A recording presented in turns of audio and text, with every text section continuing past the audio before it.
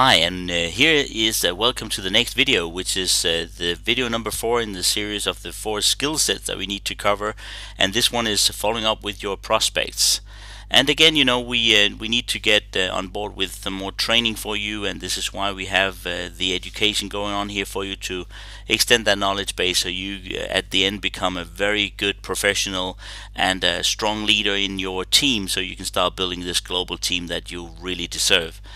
Here's the page again that I want to encourage you to go and sign up and become a follower of Eric Worre's videos. He's throwing in videos like crazy every day, so you get small pitch and videos, which is really giving you value every day. And again, these elements comes out of he finally put everything with all his 20 odd years experience. He put it all in a book, and it's now one of the best-selling books on Amazon. It went to the top of Amazon in a variety of categories within like 9 days. It's really extremely well-known book, and people love it out there in our profession.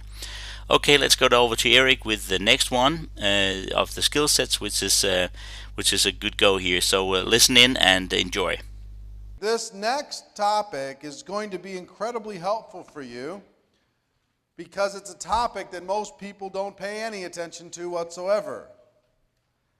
And the fortune is in the follow-up. Following up. You've created an exposure of some sort. Somebody was reviewing something, attended something, looked at something, and now you need to follow up. Follow up is simply doing what you said you'd do.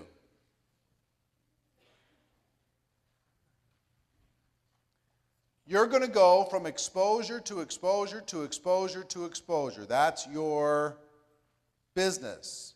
Going from exposure to exposure, understanding that it will take an average of 4 to 6 exposures for a prospect to make a decision.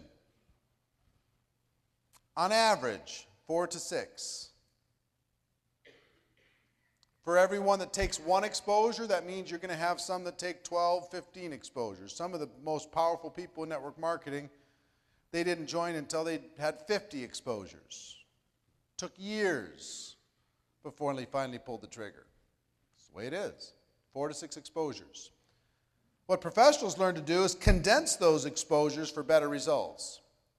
So instead of 1 exposure a week, they'll have somebody watch a DVD and then get on a 3-way call later that day and sample the product, and that night they get on a conference call, and the next day they check out the website, and after that they read the magazine, then they come to a little in-home meeting and they join.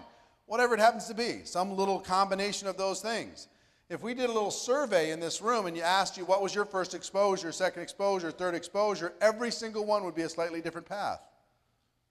Some of you were so ready. The worst thing that can happen to you, here's the worst thing that can happen to you in Las Vegas. You go to the table and you win the first time you come here. Worst thing that could happen, because now you're thinking you're going to win every time, right? So same thing is true in prospect. You go to that first person, you do 1 exposure, boom, they join. Or you joined after 1 exposure, so now you're expecting everybody else to do the same thing. And now when they don't, you're perpetually disappointed. What is the deal? Why don't they join? I don't understand.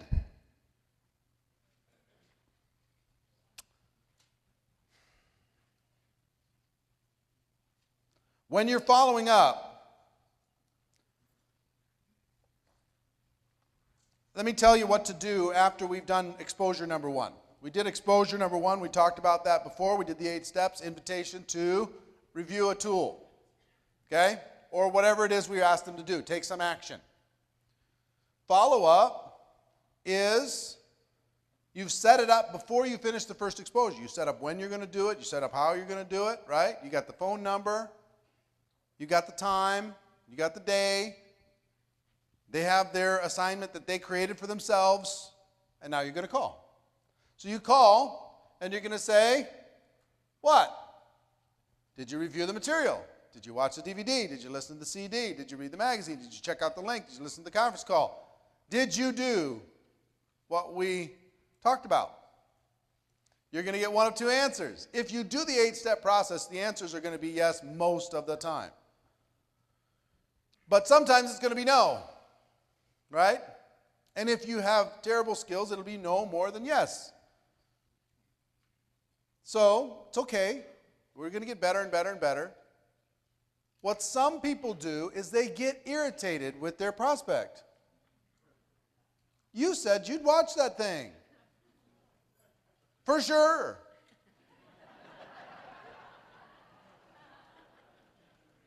The heck, man? I can only work with people that I can respect, and if you don't do what you said you're going to do, I don't know if I can respect you. They don't say that, but that's the tone sometimes. Get irritated. Come on, you said you're going to do it, now I'm calling you and wasting my time. Best way to respond is no problem. No problem. I understand life gets in the way. When do you think you could see it? For sure, for sure. You think I'm kidding? I'm not kidding. Do I say two for sures? I do. When do you think you can see it? For sure, for sure. They laugh. And they'll give you another time. You know, they say, oh, I wanted to, but life got in the way, and the kids had this thing, and somebody got sick, and I had overtime at work, and I really meant to, but I put it in the car, and I forgot it was in the car. Gosh, I'm sorry. Oh, no problem. Don't worry about it. When do you think you can see it? For sure, for sure. Sometimes they'll say, yeah, maybe, I don't know, just, get back to me. They're vague. Here's what you do when they're vague. Listen, I don't want to waste your time. I don't want to waste my time. Just give me a time that you will have for sure seen it, and I don't care what that day is. Whatever that works for you. Yeah, I'm still, listen. Let's just be pros here. Which way you want to, either you're going to see it or you're not. If you're not going to see it, just say no, and then we can be done. No problem. So when do you think you see it? For sure, for sure. They give you another date. So if I called you after that, you'll see it for sure, right? Yep. Same phone number? What time? All right, I got to go, bye. You reset the appointment and you're done. Keep moving. Okay? If they say yes, we're going to talk about that in a minute. But before we talk about that, I want to talk about questions and objections, because this is where questions and objections tend to show up. They'll show up in lots of different parts of the presentation, questions and objections, but they tend to show up here. You ask somebody, did it make sense? What'd you like best? And they're like, and then the objection starts to show up. If you have a history that maybe isn't as stellar as you'd hope it would be, and some of the people that you're contacting know that, your objections will show up a little earlier. Objections are natural, first of all. Prospects want to sound smart. The reason they bring them up is they want to sound intelligent. It has very little to do with the actual concern. They just finished eating McDonald's, but they'll ask you, what are the ingredients in this product? They'll want to know. Do they really care? No, they're just, I need to say something to sound smart. Now, you can react either defensively or offensively, and both are wrong. If you act defensive, well, hey, these have been tested by everybody, and that'll throw up red flags and it'll give them some cause for concern. If you act offensively and you come charging right back at them, that'll be a problem too. Some people have these fancy little approaches. Is this one of those pyramid things? Oh, you mean pyramid? Like every corporation in the world? Is that what you mean?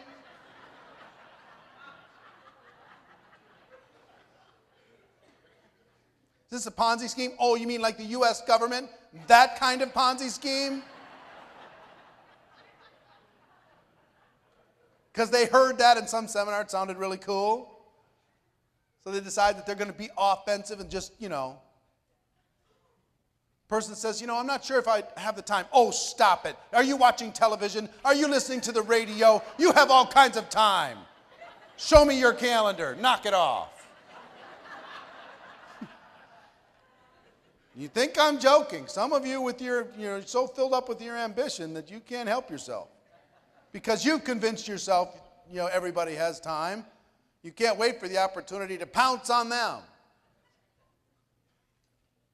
So offensive is just as bad as defensive.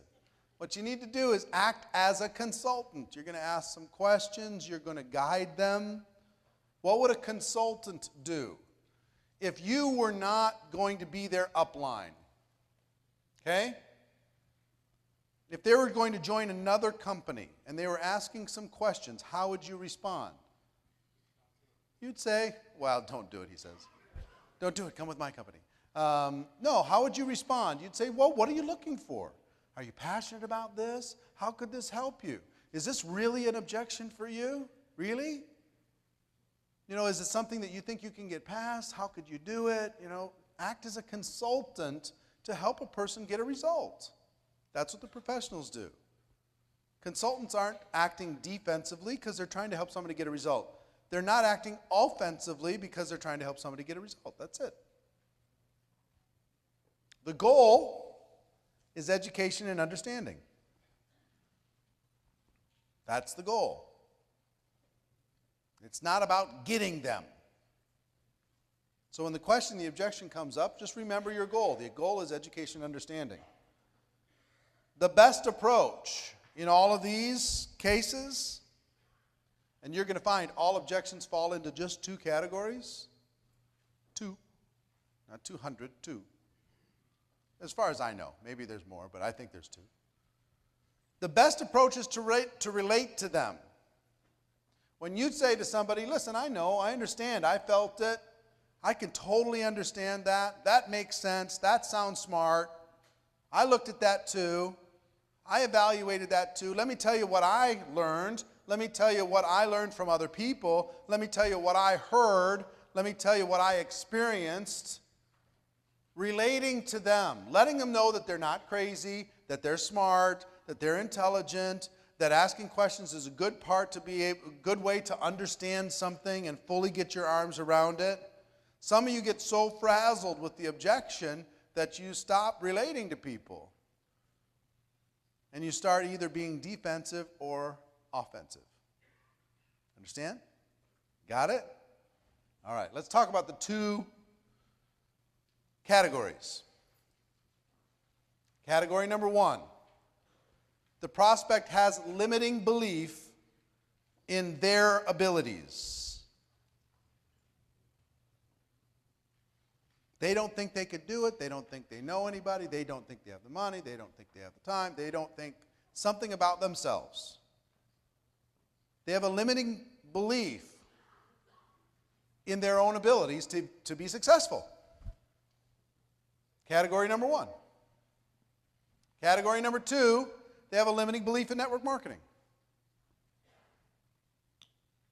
I don't think there's another category. There may be, but I don't think so.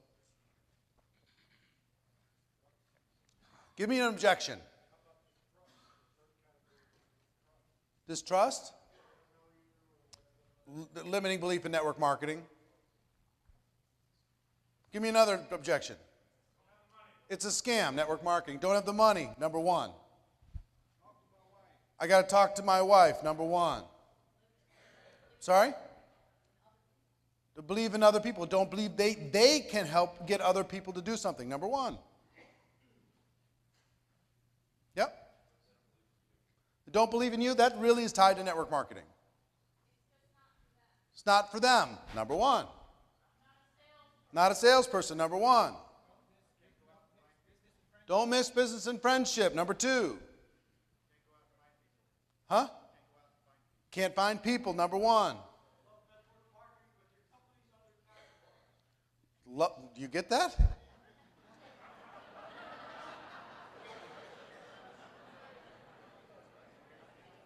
I love network marketing, but your company is undercapitalized. I've never gotten that one, but maybe you do.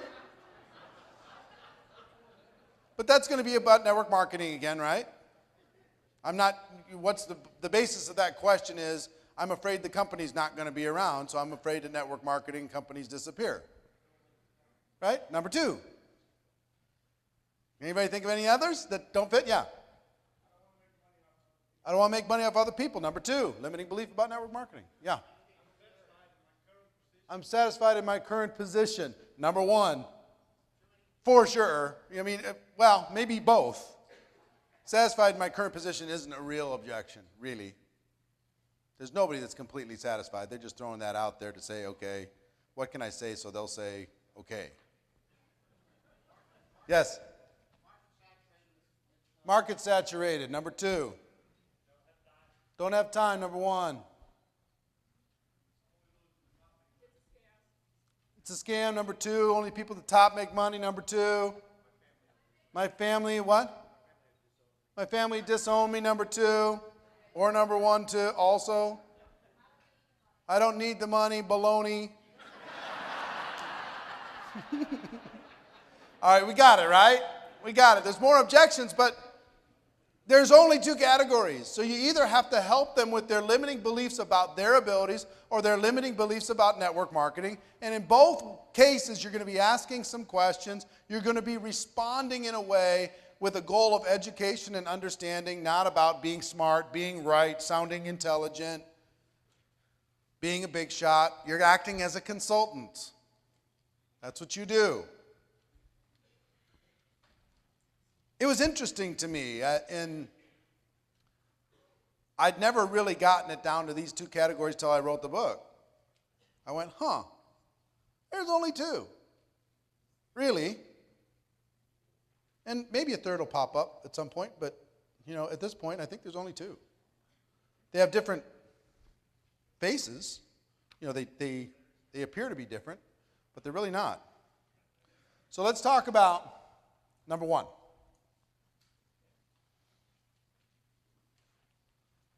I don't have the money.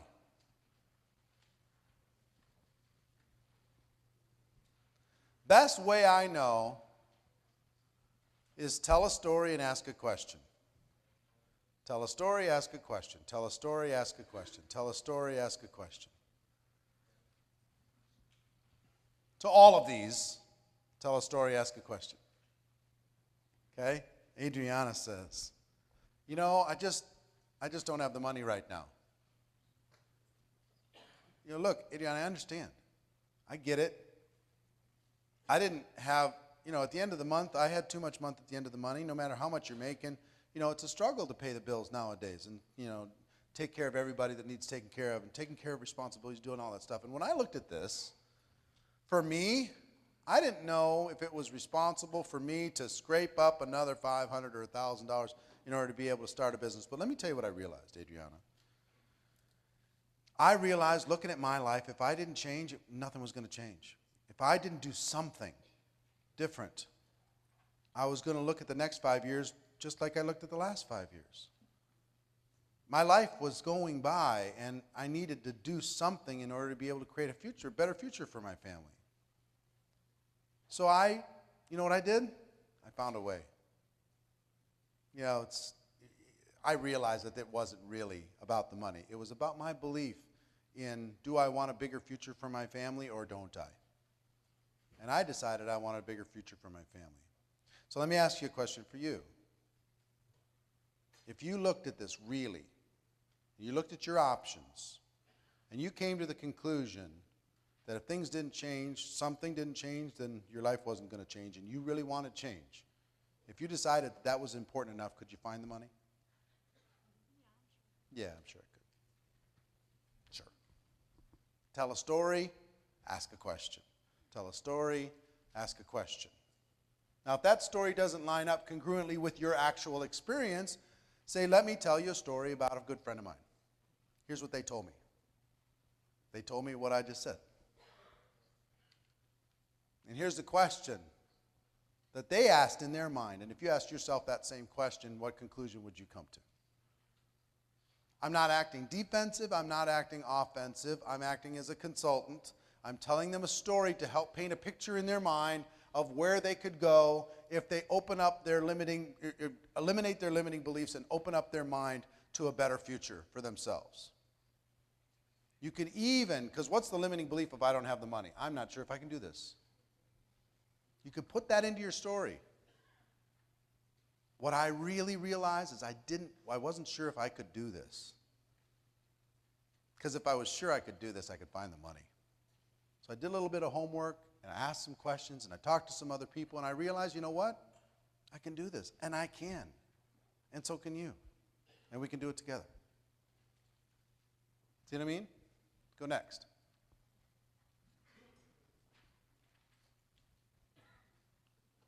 I don't have the time. Do you know where I'm going to go with this? Story, question. Story, question. I know exactly how you feel. You know what? I've been so stressed out and frazzled in my life and in my business. I looked at this and I looked at that and story. And the bottom line was I realized that if I didn't make the time, I was never going to have the time. I had to invest to get it back. So let me ask you a question. If you want to be able to get some more time, do you think that maybe something needs to change in order to be able to make that happen? The answer is yes, then, we can find the time, can't we? I realized I could build this business in 15-minute increments. I could build this business in 15-minute blocks. I could take 10 hours a day, and that was 40 different 15-minute blocks over the course of a week, and I could create a future. That's what I realized. I didn't have 2 hours anywhere in my life, but I had 15 minutes all over the place. I'm not a salesperson. I'm just not that kind of person. I get it. Me neither. Story, question. I don't know anybody. Story, question. I'm too young. I'm too old. I don't have any experience. Story, question. Practice that. Story, question, story, question, story, question.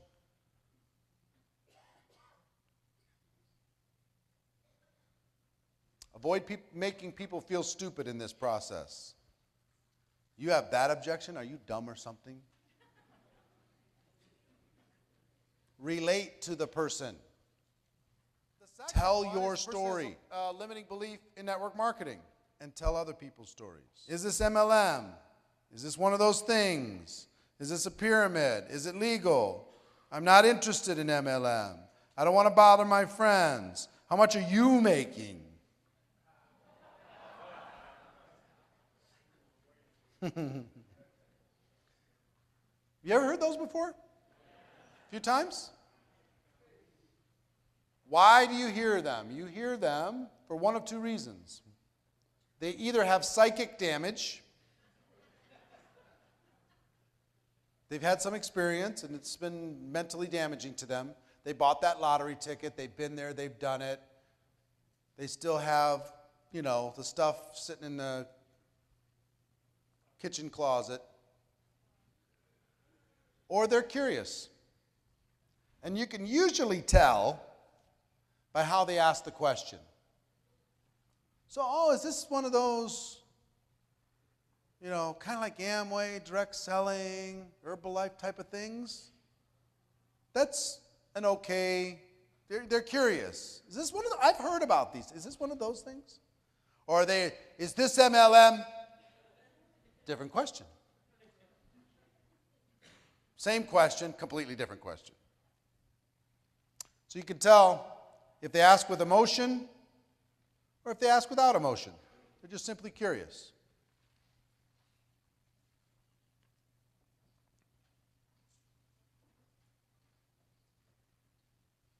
So, let me tell you how we deal with this. This is one of my favorite questions. This one normally strikes fear into the heart of people, doesn't it?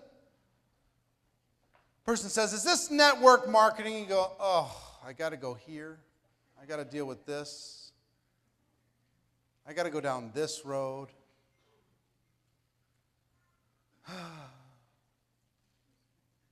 What do you mean by network marketing?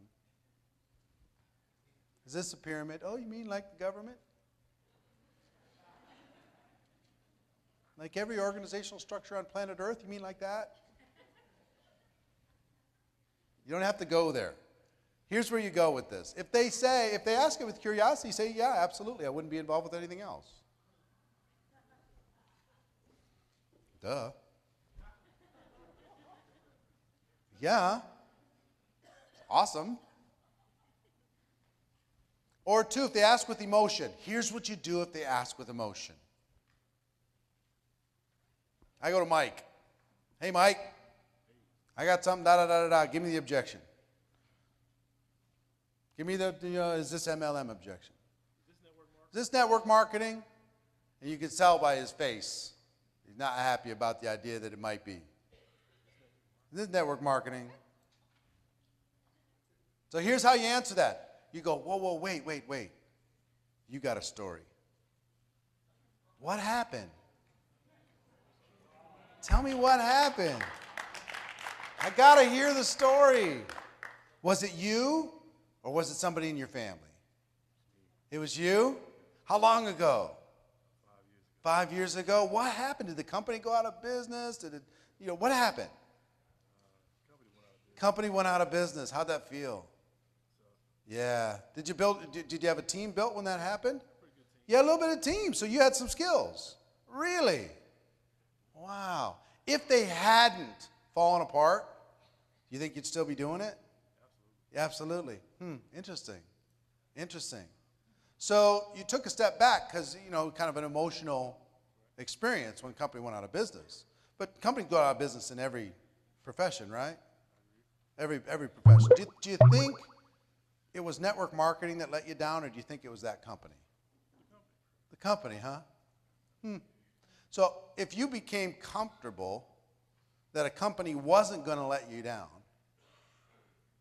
do you think you'd ever, once you got that seed of network marketing in you, I just found that, you're going to find another opportunity at some point in your life. You're going to do something. So do you think if you found a company that you believe in, do you think you can get your hopes up one more time? Possibly.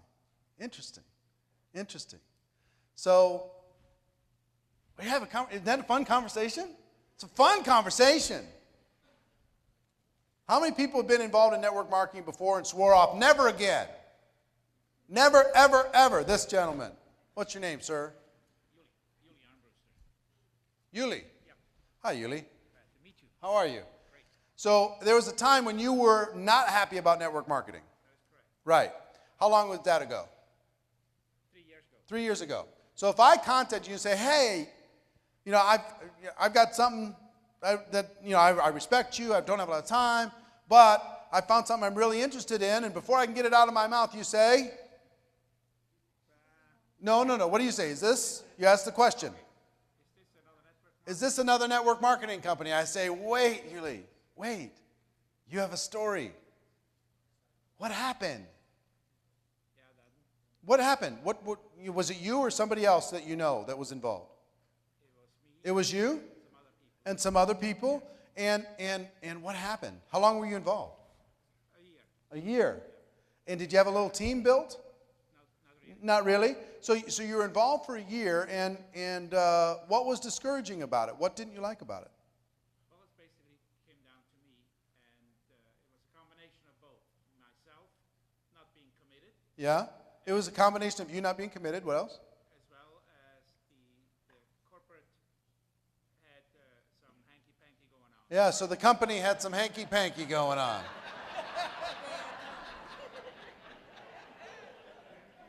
Okay. Fair enough. That happens. So one day you just said, you know what? What was the thing that broke the camel's back? Was it you saying, you know what, I'm not giving it, or you just losing your belief in the company, so you just said, I can't promote something I don't believe in? It was a combination of both. Combination of both. It wasn't quite ready for that yet. Wasn't quite ready. Was there something that happened?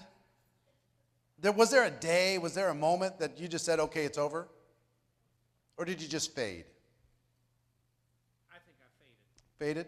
Yeah. Happens with a lot of people. And it's okay to lose the faith. It's Particular instance, I wasn't exactly destitute. You weren't destitute. You had other things you could do. You see you're over the company. Yeah. So you had other options. You could do other things. So let me ask you, if there was a way that you could see yourself being really committed to it, number one, if you believed in it, and you also believed in the company, that they were going to do things right. I'm all in. What do you think? Do you think that you would ever open up your mind to considering it again? I'm a different person. I'm a different person now. See, it started with, don't start with me. And this is a real story. And all of you have real stories. Here's what I know about somebody that's been involved in network marketing. They're going to get involved again. For sure. For sure. They might have their feelings hurt for a little while, but then they're going to get over it. Somebody's going to approach them at the right place at the right time, and they're going to say, you know what? I have unfinished business in network marketing. I need to go finish what I started. It's like they were infected with the MLM virus. And they can never quite do a blood transfusion to get it all out of the system. It might be deep down there, maybe way down there. They might have to have some help to see, some timing and positioning, and luck might trigger their imagination. But if they've been in once, they've been bit by the bug, they're coming again. It's so fun. Try to find people who hate MLM. I'm serious. Try to find them. And just to talk about the story. Tell me what happened. What happened to you? What happened to you? Was it you? Was it the company? Do you think it was a lack of effort? I've heard all the stories. Well, my upline, they made me do all this stuff, and they just, I felt like I drank the Kool-Aid and it was too much, and I got uncomfortable, and they were pushing me around and telling me what I should or shouldn't do. So was it network marketing that did that, or do you think it was you got involved with some bad people? I got involved with some bad people. They won't blame network marketing, but at times they'll blame a company that was run irresponsibly. They'll blame Hanky Panky, as he said. They'll blame the product that maybe wasn't up to market standards. They'll blame their upline that abused their trust. They'll blame a culture that maybe was an abusive culture or discriminating culture. They'll blame those things. But then they'll come back and say, it really wasn't network marketing. But when I express a genuine curiosity to their story, they love to tell their story because they don't get to tell it. They love to tell it. So fun. See if you can find somebody that hates this. Yeah? You like it? Cool. So for every one of these questions, and go back.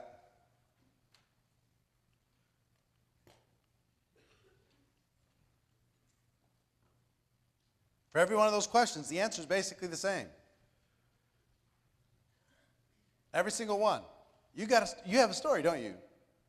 Was it somebody in your family? Was it you? What was going on? Tell me your story. Tell me what happened. Ask them some questions. Relate to them. I get it. I'd be heartbroken too. Company went out of business. What a disaster. All those people who looked to you for guidance and support. Gosh, I'm sorry that happened. Happens sometimes in business. I'm sorry that happened to you. Do you think it was network marketing or maybe that company? Do you think it was your upline, or do you think it was the profession? Yes. So if I just said that, no, I don't have a story, man. I'm not interested in multi-level marketing. I don't buy it. He said, I don't have a story. I'm just not interested. If you might not have a personal story, but you have an opinion, why are you not interested? Because you've heard somebody else, or you've seen somebody else that has done this, and you didn't like the way it looked, or the way they acted, or something happened. You can't have that opinion without some input, some life experience. You just can't. It's like, if you've heard about like a neighbor that did something, they'll tell you that part of the story. It's really fun to do. You take yourself out of prospecting mode and you just say, I'm all ears. Tell me. Tell me what happened. So cool. So fun. Super good stuff here, really good stuff. I really like it, and I hope you really enjoyed it yourself and got good value of it. I mean, these videos are things you can go back and watch again if you didn't catch all of it. I hope you took good notes and had a good notepad with you. But now you can actually tick off this video on your checklist to make sure you've gone through that period of training sessions, so you actually add on to your knowledge base all the time. The next one on this session here is video number 5, which is the next skill set of helping prospect become a good customer or distributor, or helping people to get started right, as we do here in Networkers Go Pro. So enjoy the next video and go and find it on the page and get on with it right now, or leave it on a best time whenever it suits you. So talk to you soon.